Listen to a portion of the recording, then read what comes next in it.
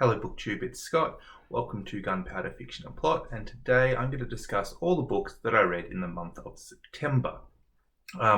Now, I normally shoot videos with my wife Nelle, who would normally be sitting over here, but she's not.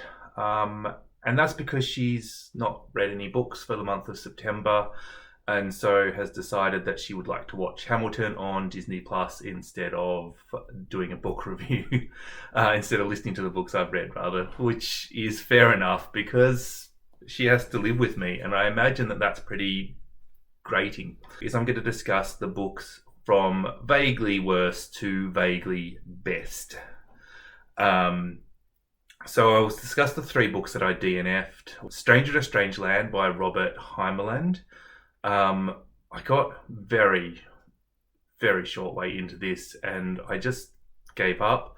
I just don't need to read sexism and homophobia in a novel. It was just obvious that was not, that wasn't a plot point, that was just the author's writing style. I hear Heinlein's actually relatively good at most things, but that the women are just objects, and that is disappointing, but probably typical of a certain era, of a certain type of writer, and I just don't want to read that. So I DNF'd it really quickly. I also DNF'd Bel Canto by Anne Patchett. This is a thriller. It was about an international conference, and some vigilantes came in and took everybody hostage, and there's a hostage situation. There's like an international opera singer and delegates and so on and so forth. And I got close to halfway through this and I realized I just didn't give a damn about any character in this book, and that what was building suspense for what is meant to happen next, I didn't care. I wasn't expecting a thriller when I picked this up, so have I completely misjudged it? Let me know that one, but whatever. Then the last book I DNF'd was The Adventures of Roderick Random by Tobias Smollett. This is a Scottish novel. It's a classic. It's very early 1800s, maybe even late 1700s. I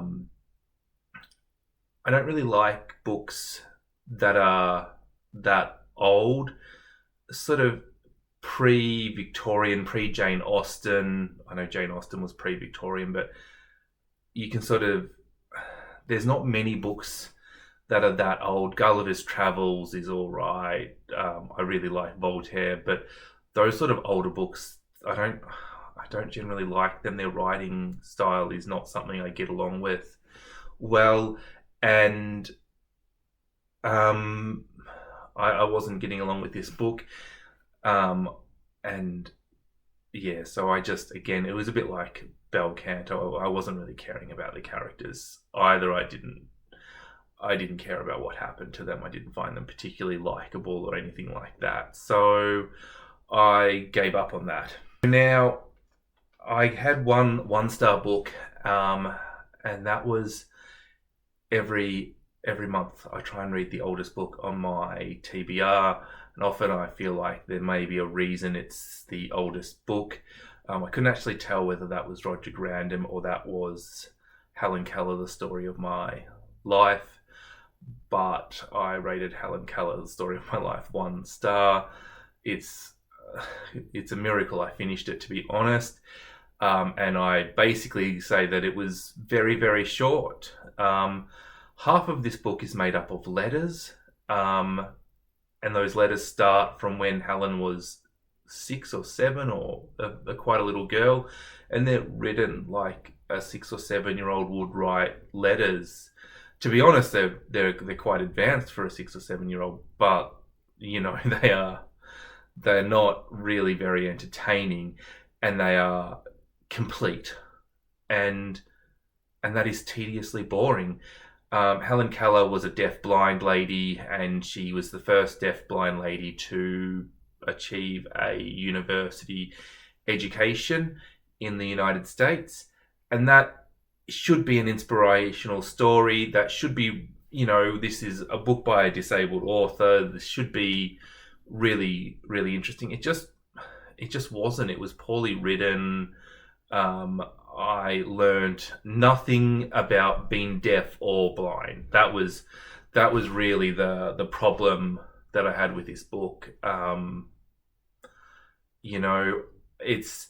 It's very hard to empathize with somebody with a disability when you pretend like you don't have the disability, and you say things like, I need extra time for this, or I need a translator, or I need the test in Braille, or whatever.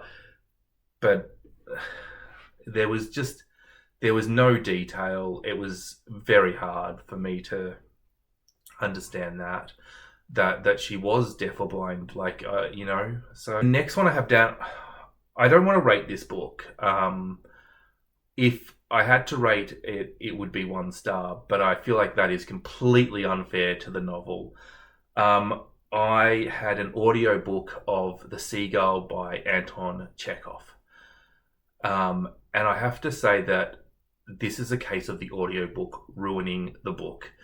I feel like I could get a physical copy of The Seagull by Chekhov and read it, and I could rate it any of the 5 stars at this point, but that the audiobook that I had is terrible.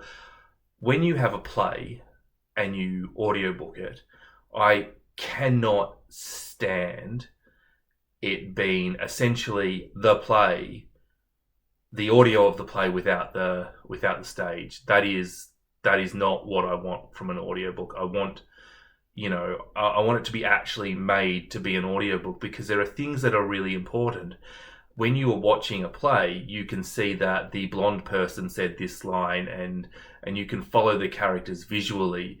And when you have an audiobook, if you are going to have the female characters have voices of very similar registries, the male characters have similar accents, if you're going to have that sort of stuff, then it's so hard to and then it didn't have a dramatis personae at the start, and I just could not follow for the life of me what was going on, because I didn't know who was talking when.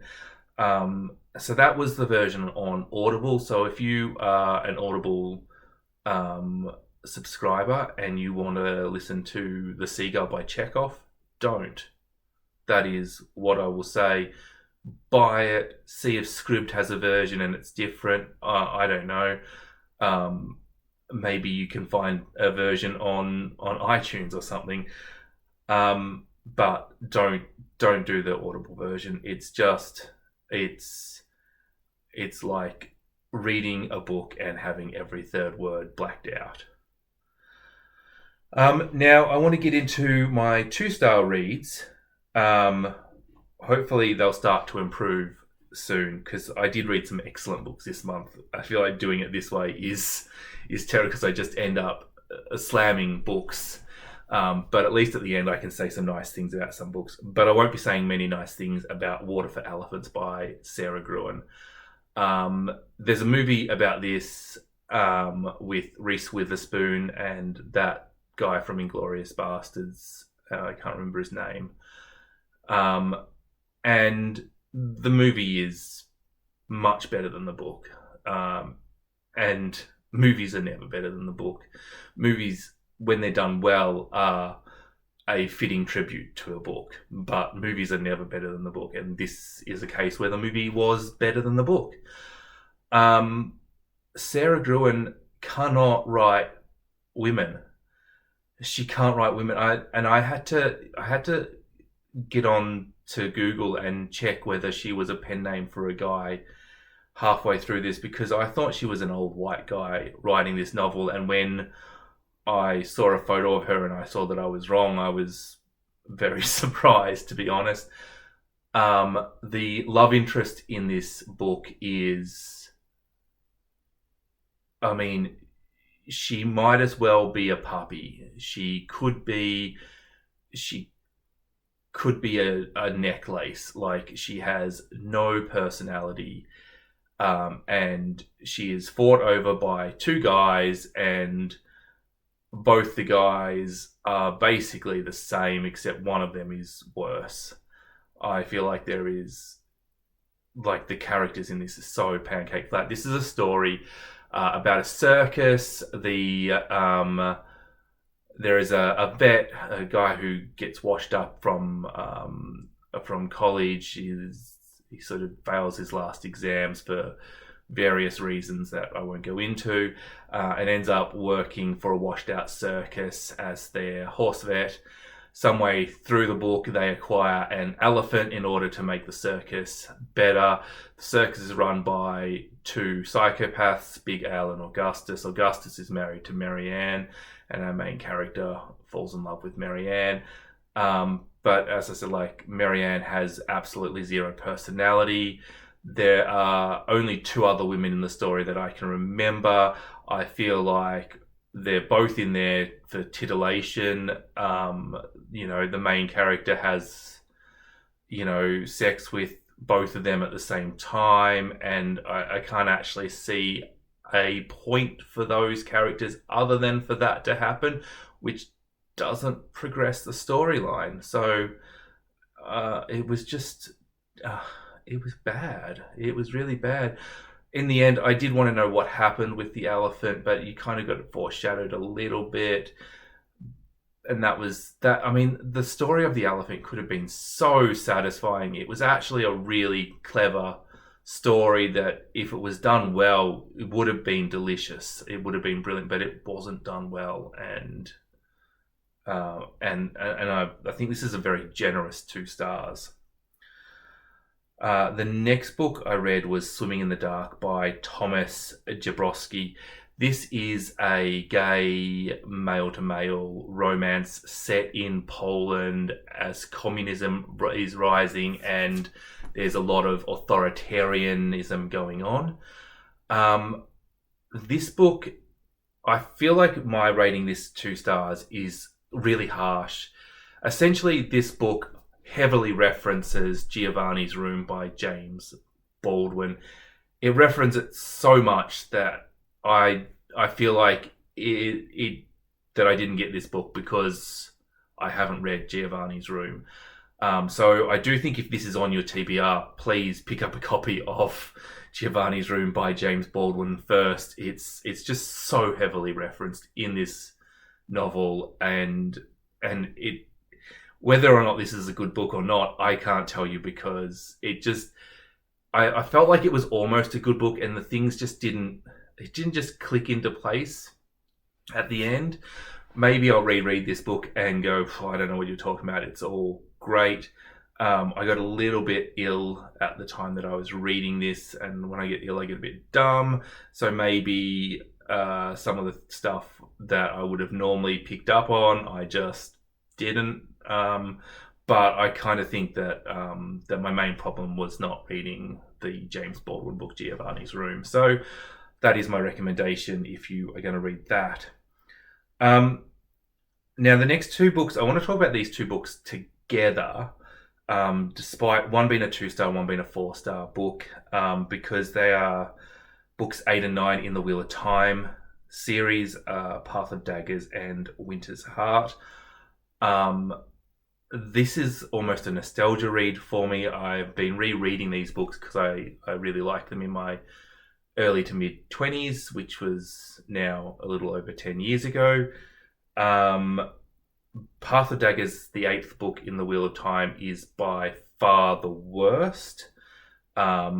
Spoiler alert, nothing happens. It really could have been condensed into the prologue of book 9. This is a case of an author not wanting to progress his story because he likes his characters. Yeah, this was just fluff and padding, and absolutely nothing happened. And then I got up to book 9. Book 9 is where I stopped reading this on my first run through. Again, in book 8 and in book 9, Jordan continues to introduce character after character after character, and I got to tell you, at this point in the storyline, I'm done with new characters. Get on with it. You maybe can get one or two new characters in a book, but all of the Sean Chang characters that are coming in now, and I know that the Sean Chan are important, but please, this is the ninth book in the series. And I was really beginning to struggle because I'm like, I feel like I'm a computer disk and I'm out of space, and you keep giving me data and I can't. It's full.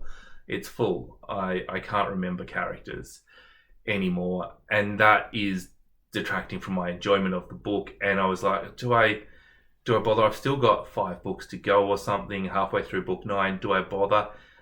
And I'm really glad I did, because it really picked up at the end of book 9. We saw all of the chosen or the forsaken or whatever you want to call them, and whatever they are by book 9, all have a little dig at Rand. We had this epic confrontation at the end.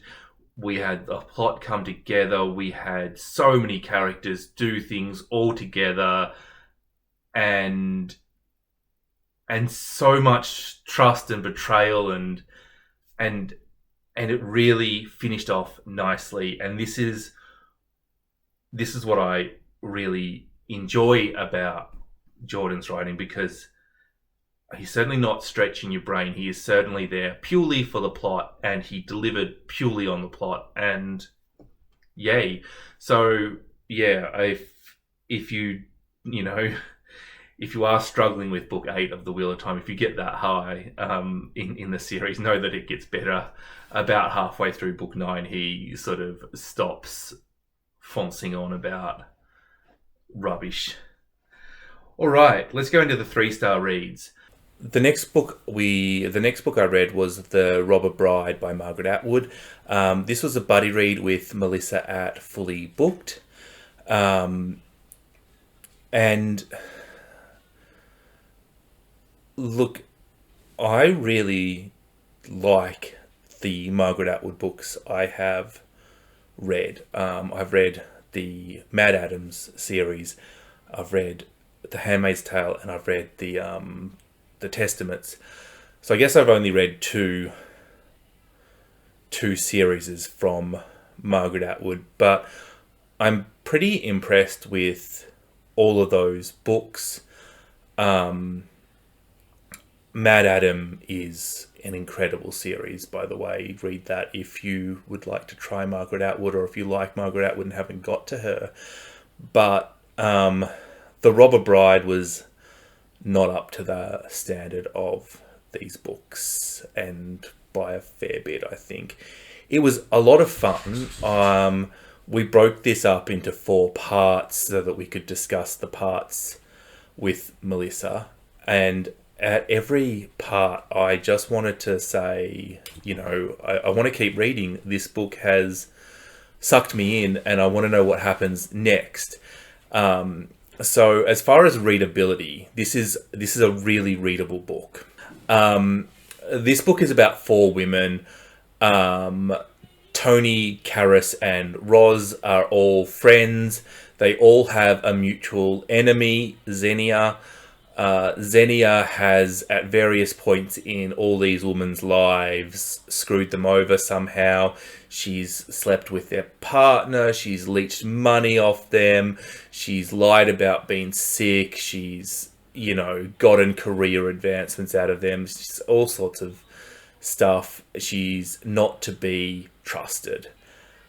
Xenia has died years and years ago in a car bombing or something like that in Lebanon.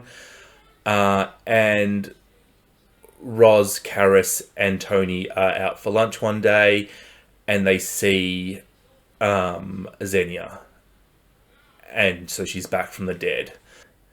It's such a disappointing book. I mean, from Margaret Atwood, you kind of expect a lot. You expect this to have so much depth that you're forever thinking of new things and marveling at how she can write something so ridiculously complex and talk about so many themes. And this is... Margaret Atwood writes books that most of us go, I could never write that, even if I spent my entire life training. That is not a book I could ever write. And this was not that book, and it was a little bit disappointing. So this is sort of like one of the immortal writers proving that she is mortal. Well, I'm going to skip from one of Nelle's favourite authors to her other favourite author, the two she can't pick between, really. The next book I read was Parable of the Sower by Octavia Butler. This is a dystopian novel based in... I actually think this might be based in the past now because it was written a little while ago. It details the birth of a new religion. And I didn't really enjoy it. I must say, this is another one that I audiobooked, and I didn't enjoy the narration of it, so I may be being a little unfair on it. But when I consider Kindred as the only other Octavia Butler book I've read, and the depth that is in Kindred, and the subtlety, and it's a little bit lacking from this book. I was planning to read both The Parable of the Sower and The Parable of the Talents, which is the sequel to this, back to back, and I didn't start the next book, which probably gives you an indication of how much I thought of this book. The world is quite an interesting world, but it is that... You know that dystopian thing where the world is more interesting than the story? I feel that this is just one of them, and the birth of the religion didn't interest me as much as I thought it should. But 3 stars, there is merit to this book. It is... I am a little bit nitpicking this, why did I only rate it 3 stars? But if I rate something 3 stars, I enjoyed it. And to be honest, if I had an entire month full of just 3 and 4 star books, I'd be quite happy. So, yeah. Now, the last book that I rated 3 stars, I'm actually a little bit surprised when I was going back through my Goodreads and compiling this list. I was like, oh, I thought I might have given that 4 stars. And maybe what I plan to do is, I think that rating a book when you just finish reading it is not the best system. I think that often when you've had a chance to percolate and think of on a book that you might understand things better, or that some books definitely last in your brain longer than others. And what I would be planning on doing is maybe at the end of the year, going through all the books I've read for the year and seeing if I need to bump any of them up or knock any of them down. Getting back to the point, the next book I'm going to discuss is Once Upon a River by Diane Setterfield. This is a story, it's a historical fiction based in Victorian London. A girl is discovered dead and she's brought into a pub. She then proceeds to miraculously wake up and be alive. Then 3 families say that the girl belongs to them, and there is an argument for various reasons. It is hard to identify the girl. And you sort of go back and you introduce more characters, and there's more layers of intrigue. Setterfield's writing reminds me quite a lot of Sarah Waters, but without the LGBT themes, and not quite as strong, to be honest, which probably says more about my like of Sarah Waters than it does about Diane Setterfield, to be honest, and more about that preference. But this was fun. This was good. And as I said, I'm a little bit shocked to find that I rated this 3 stars. I also said when I was reading Swimming in the Dark that I got a little bit ill during the month. Nothing serious, but as I said, when I'm a bit ill, my ability to analyze data and think is greatly impaired, and this book definitely suffered in that batch. So it may be that this book should be much higher rated. Much like Swimming in the Dark, I feel like I got a little bit lost in this book at times, but that I found my way in the end, and I quite enjoyed the ending. But it took me a very long time to feel comfortable with the plot and the characters and what was going on. So I think that this 3 stars that I've given it is just, I think this should be a 4-star book. So I think that I should just update my Goodreads on that. That's wrong. I do recommend that book. It's fun. It's good fun, and once a book is fun, then almost everything else doesn't matter. But yeah. The next book I read, or I want to discuss rather, is Convenience Store Woman by Sakara Murata. I am terrible with names. I am terrible with all names, but the fact that I can't write distinct letters when I write the last few letters of a word is problematic when I'm writing names that I don't recognize from other cultures. Anyway, I'm sure you've all seen Convenience Store Woman. This is my first 4-star read that I'd like to discuss. I'm sure you've all seen it discussed on BookTube. I'm sure you're all aware that it exists. It was super popular a little while ago. If you haven't, it details a Korean woman who worked in a convenience store. She is in her late 30s and really enjoys the routine of the convenience store. It adds structure to her life. But she is criticized because at her age she should have a husband.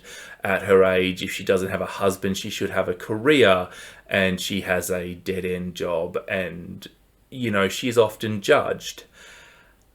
And she's sort of good with that, but then she meets a man who points out that she shouldn't be good with that.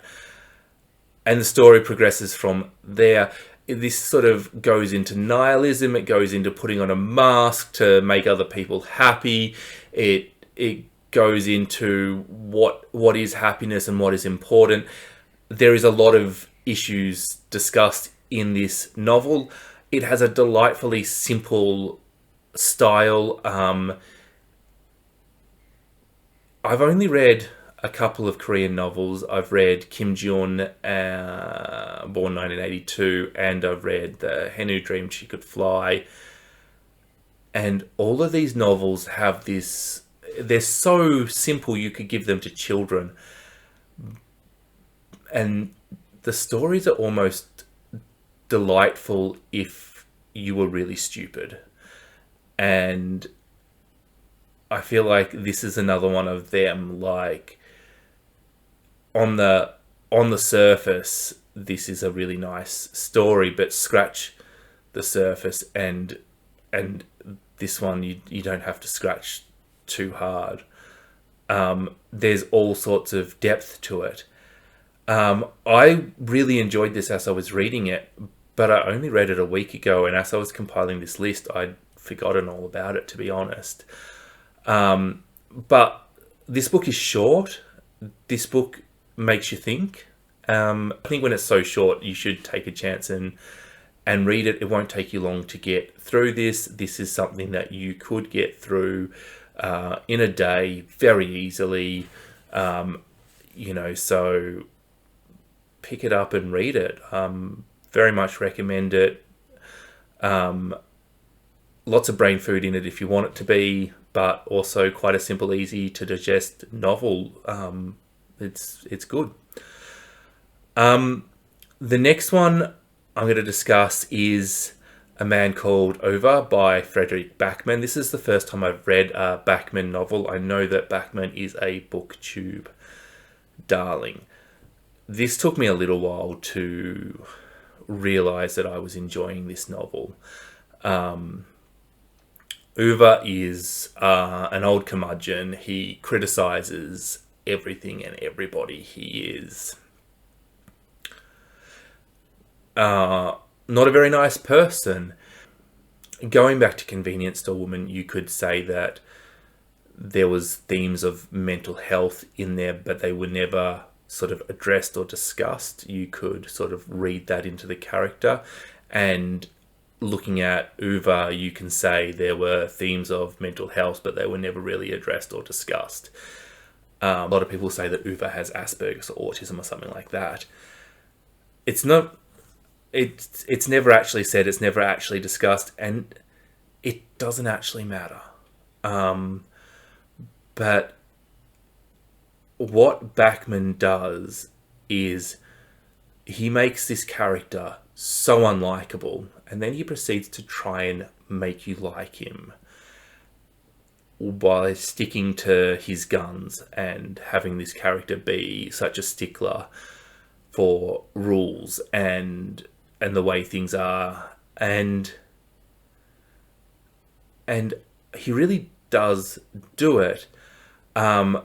Uva has he clearly is suffering from mental illness. He has, in the space of 6 months, he has had his wife die. He's lost his job, and his best friend / arch nemesis, it's complicated, has got, I think, dementia. That's what it was, dementia, and is being moved into a home.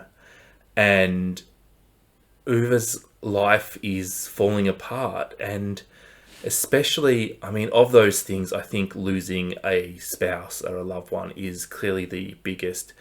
And the way Uva describes it is, the world is black and white, and she was my colour, and now she's gone, which is lovely and heartbreaking at the same time. And Uva wants to kill himself. He's planning to kill himself.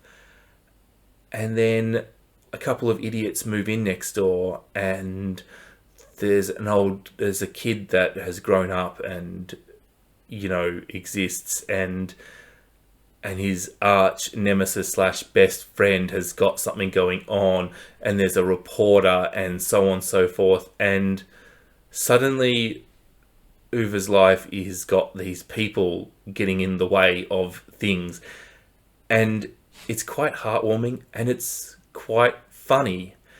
And again, I very much recommend this book. I would say that this is definitely a bit of a comedy that some people might not see as a comedy, but I definitely think it was a funny novel. 3 more books to go. Bear with me, we are nearly done. Queenie by Candace Carthy Williams. This is a novel about a young Jamaican black girl living in London trying to find love. This time we are dealing with mental illness, and we are actually discussing it, and that is really nice.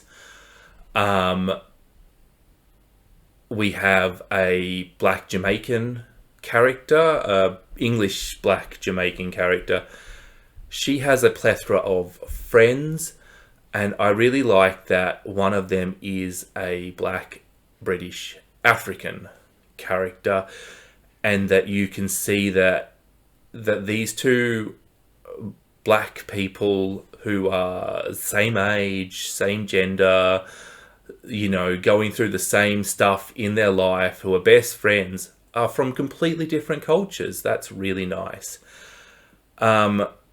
Queenie is a bigger girl, so it's nice to have a plus size character in it.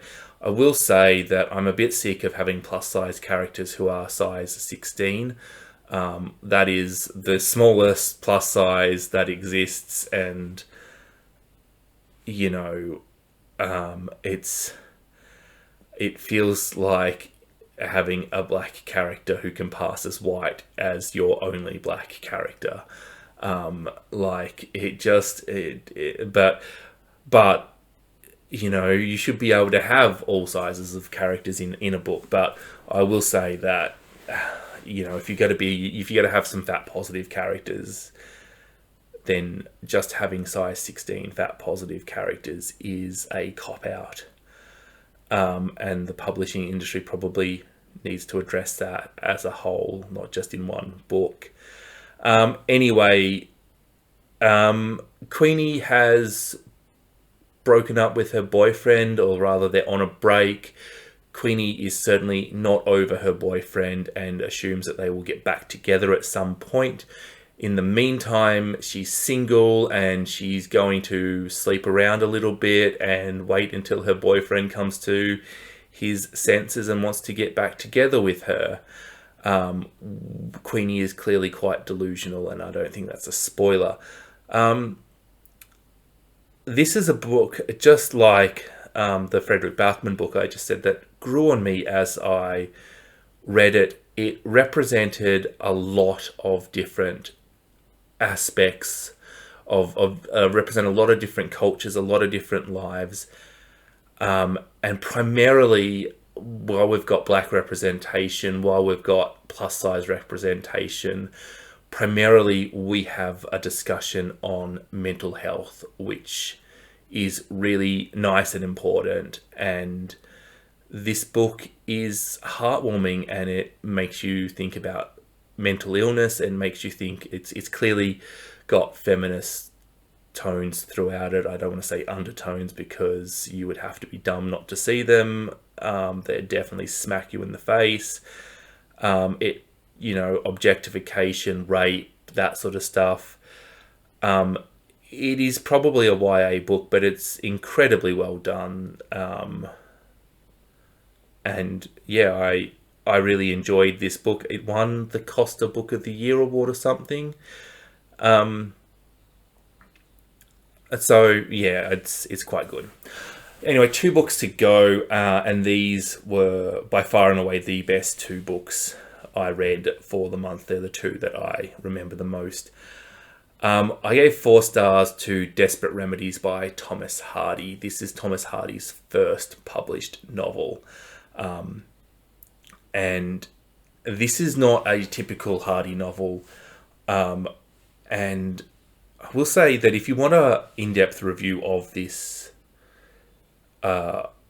book, head over to Jen the Librarian's channel and check out her video. She just did a video on this book, and she goes into a lot more detail of it. So I recommend her channel in general because she's excellent, but I recommend her review for this book as well. Anyway, this is absolute trash in a really good way, but it is still written by Thomas Hardy. It's like a sensationalist novel. I believe he was inspired by Wilkie Collins to write this, but Hardy has the themes that he will always write about, and they're present in this. One of the things that Hardy has is names that are memorable and a little bit crazy, and Cytherea is a brilliant name, and he has 2 characters called Cytherea in this novel. The main character, Cytherea Grey, her father, Ambrose Grey, fell in love with a woman called Cytherea, and then, as Providence would have it, the 2 Cythereas meet. It's got its love triangles going on in this book, but underneath that there is a murder plot. You don't know whether characters are married to each other because of disappearing women coming back to life and then being killed and then coming back to life again, and it's just twists and turns. I think I've double bluffed myself and said things that didn't happen in the last sentence. But this is joyful. Hardy is still being moralistic. He's still making points about the role of women in marriage. He's still making points about class. He's still discussing the working class versus the upper class. He's still pointing out that, you know, if you want to change classes, if you want to move up in the world, then the world is going to absolutely murder you. That's what Hardy says in all of his books. He says women are stuffed, and if you want to change from lower class to middle class or middle class to upper class, the world is going to absolutely smack you in the face. And he's done all that, and he's been moralistic, and he's picked on the Victorians, and he's done it in a novel that is trash and so much fun, and I just cannot recommend Desperate Remedies enough. It is lovely. The last book I read was a reread. Pauline at Dancing Lawn ran the Zola-a-thon, and so we read Germinal by Emile Zola. This is the story of a mining town. Etienne is a character from another one of Zola's novels, L'Ambassadeur, I think it's called. And you get to meet him growing up, and then he sort of comes into this novel as a 21-year-old. I've not read L'Ambassadeur, so I'm not sure what happened in that. But I have read Germinal before. It is one of my favourite books. In one of our first videos, we did our top 10 books of all time, and Germinal made my top 10 list, and when I reread it this time, I thought it was even better than the first time I read it. Anyway, we're in a mining town. The miners are living a horrible life. Etienne is starving and needs work. He is initially turned away by all the workers, but in the end gets some work. And you get to experience what it's like. We get to learn what it's like as a miner. There is, horses underground. There's children as young as 8 working underground. There's fines for not doing your job properly. There's people dying from just doing their job, of all sorts of poisoning and stuff. And the workers, knowing that their rights are lost and that they have no rights, they organise a strike.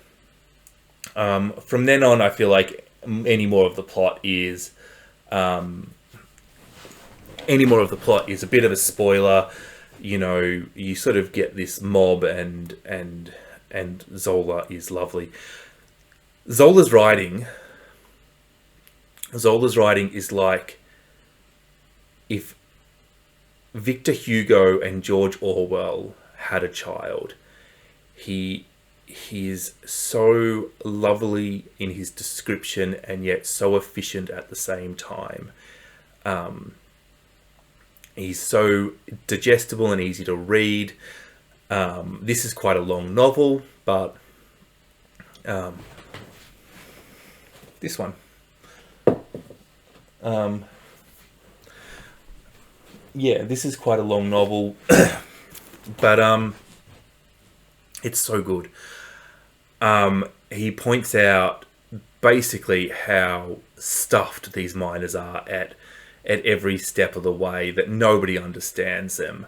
And I'm just going to read out a little excerpt from this that I really...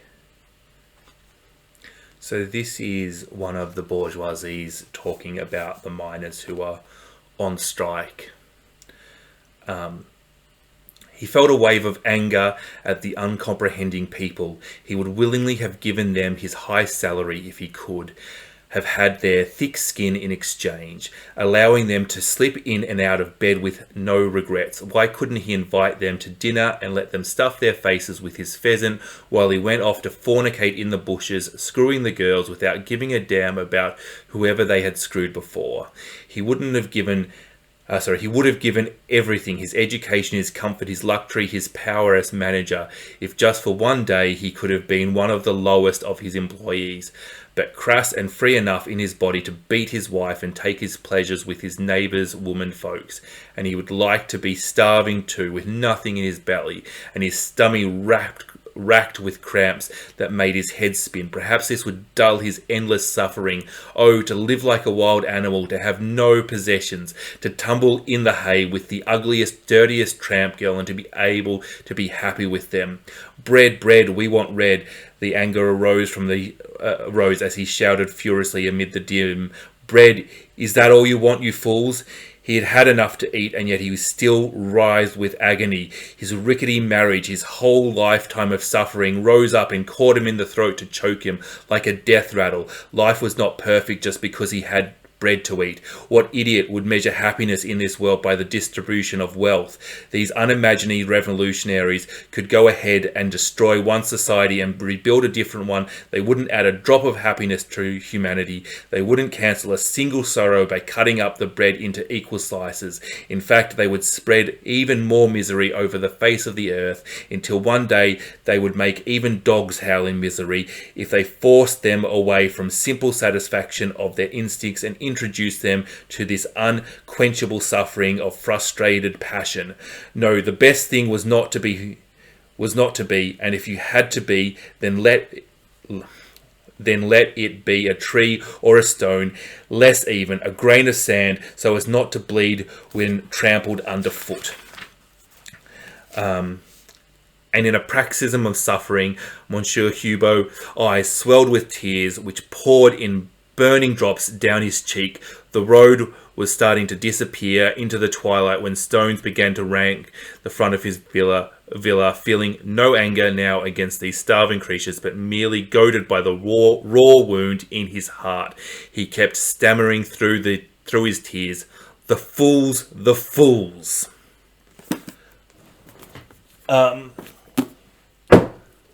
Yeah, I loved this book. The writing is impeccable. It is so good.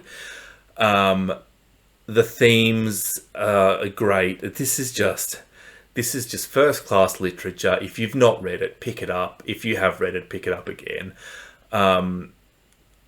What I can't for the life of me figure out is, why is Zola not more read? Why? Since I read Zola, I read The Seagull on audio, and there's a line in The Seagull about an author saying he couldn't compare himself to Tolstoy or to Zola, and sort of like Tolstoy and Zola were the height of literature, and I don't understand why Zola isn't. Why isn't he spoke of in the same breath as Tolstoy? He is absolutely incredible. He is, he's as good as Victor Hugo easily. He's the best French writer I've read, with the exception of Dumas, who I think I unfairly love. Yeah, I don't understand it. This was sort of briefly discussed in the Goodreads group that Pauline was hosting, and somebody said that they thought that this was because Zola's name starts with the letter Z, and bookshops tend to arrange things A to Z, and they theorized that he just doesn't sell quite as well. And if that's the case, how unfortunate that the world has not fully appreciated this genius because his name starts with the wrong letter. Yeah, this is great. This novel, what I like about this novel is that Zola is clearly on the side of the miners. He's clearly on the side of the workers. He's pointing out how they are victims at every step on the chain. But then he's going through all the various solutions and pointing out how they're stuffed. They're stuffed. You know, what if we do that? Oh, you'll die of hunger. What if you do that? Oh, well, the mine will collapse and you'll die from a landslide. What if you do that? Well, you'll probably end up dying from some form of cancer from working the mines. What if you do that? Well, the police will come and they'll shoot you. What if you do that? Well, we'll have no food. What if you do that? Well, your kids will probably die of disease. And it just continues on to this like endless suffering and misery. But in the end, you know, there is hope in this book as well. There is hope through the misery, but it is so fleeting, and it's. I really feel like Zola understands life better than any other author. I just love him, and you should read him. He is absolutely incredible. There was a lot of shocking things in this. I think the role of women in this book was terrifying.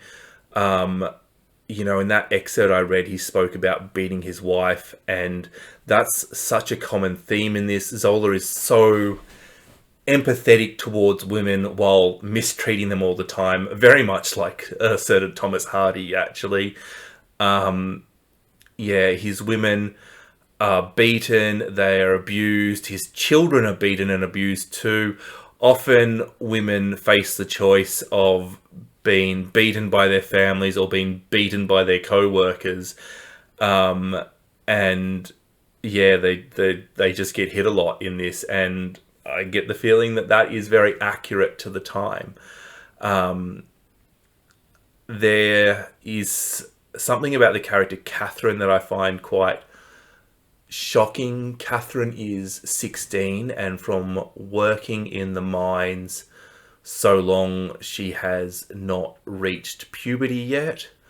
That is, you know, like really, really quite shocking to me. Catherine is also the love interest of this book, and I kind of find that quite almost pedophilic, because, you know, she has the body of a child, but that is definitely something Zola is doing deliberately, pointing out how the youth are losing their innocence so early because of this life that they're being put through. I could discuss this book and go on and on for a long time, and I think that's not the purpose of this video. The purpose of this video is to give you an idea as to whether you would like this book, and I think this book is incredible. I think if you enjoy somebody like George Orwell, but you want a little more meat on your bone, then go with Zola. I already said Victor Hugo crossed with George Orwell, but yeah, just absolutely incredible. Well, this is going to be an incredibly long wrap. I apologize for that, but thank you for watching. If you did get to the end, thank you so much. If you're new here, please hit that subscribe button. I post videos with my wife. They're usually a lot funnier than this because she has an incredible sense of humor. She's also dazzling and amazing, so stay tuned to her. Give this video a thumbs up, and let me know if you've read any of the books that I read. If you agree, disagree, if you have anything to add, if you want to discuss any of the books, hit me up in the comments. All right, bye.